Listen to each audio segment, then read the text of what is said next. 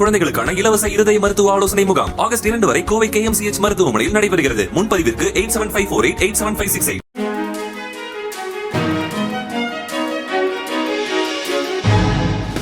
தட்டை, சீடை, முறுக்கு, ரிப்பன் போகடா, அதிரசம் என்ன வேணாலும் செய்யுங்க.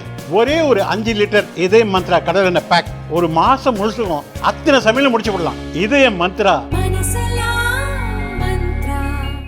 ஆபரேஷன் சிந்தூர் தொடர்பாக ராஜ்யசபாவில் நடந்த விவாதத்தில் வெளியுறவு அமைச்சர் ஜெய்சங்கர் உரையாற்றினார். அப்போது பெஹல்காம் பயங்கரவாத தாக்குதலை தொடர்ந்து பாகிஸ்தானுடனான சிந்து நதிநீர் ஒப்பந்தத்தை நிறுத்தி வைத்த இந்தியாவின் முடிவு பற்றி பேசினார். சிந்து நதிநீர் ஒப்பந்தம் பல வழிகளில் மிகவும் தனித்துவமான ஒப்பந்தம். ஒரு நாடு தனது முக்கிய நதிகளை அடுத்த நாட்டுக்கு அந்த நதியின் மீது உரிமைகள் இல்லாமல் பாய அனுமதித்ததாக எந்த ஒரு ஒப்பந்தத்தையும் நினைத்து பார்க்க முடியாது. இது ஒரு அசாதாரண ஒப்பந்தம். அதை நாம் நிறுத்தி வைக்கும் போது இந்த நிகழ்வின் வரலாற்றை நினைவு கூர்வது முக்கியம். சிந்து நதிநீர் ஒப்பந்தத்தில் இந்தியா கையெழுத்திட்டதற்கு அப்போதைய பிரதமர் ஜவஹர்லால் நேருவின் திருப்திப்படுத்தும் அரசியலே காரணம்.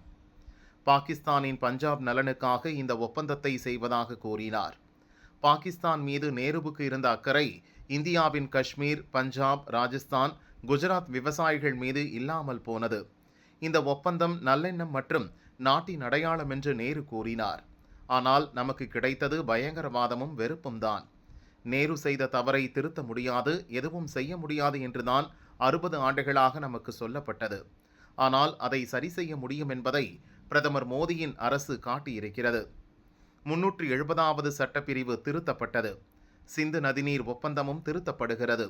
பயங்கரவாதத்திற்கு அளிக்கும் ஆதரவை பாகிஸ்தான் முற்றிலும் கைவிடும் வரை சிந்து நதிநீர் ஒப்பந்தம் நிறுத்தி வைக்கப்படும். இரத்தமும் தண்ணீரும் ஒன்றாக ஓடாது என்று நாங்கள் எச்சரித்திருக்கிறோம்.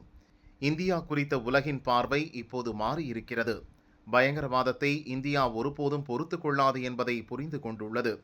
இந்தியா பாகிஸ்தான் இடையேயான எந்த ஒரு விவகாரம் தொடர்பான பேச்சும் இருதரப்பு ரீதியாக மட்டுமே தீர்க்கப்படும் என்பதை உலக நாடுகளுக்கு தெளிவுபடுத்தி உள்ளோம் என்று ஜெய்சங்கர் கூறினார்.